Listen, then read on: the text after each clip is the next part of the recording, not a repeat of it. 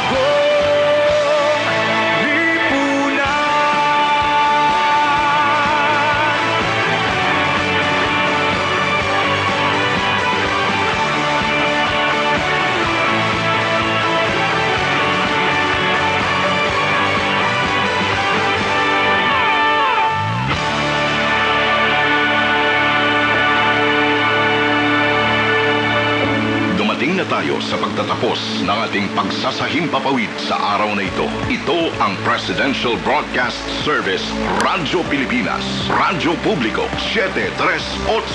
Ang aming studio ay nasa 4th floor ng Media Center Building, Visayas Avenue, Quezon City. Ang aming 50 kilowatt transmitter ay matatagpuan sa Marulas, Valenzuela City. Ang Radyo Pilipinas, Radyo Publiko ay pinangangasiwaan ng mga electronics and communication engineers at technicians.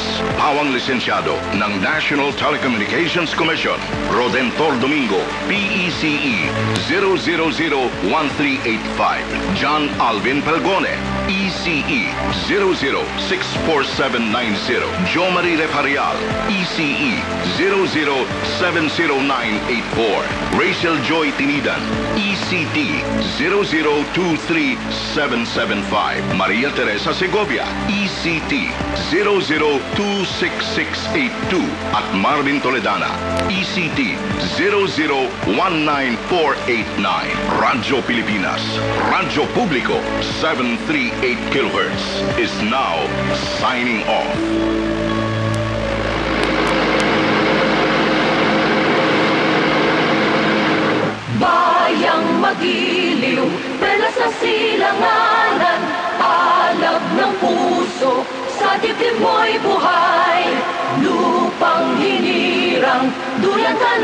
magiting sa manlulupig.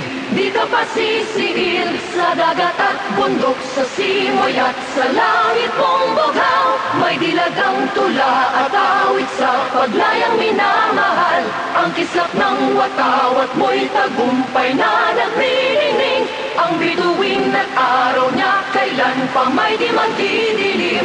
Lupa ng araw na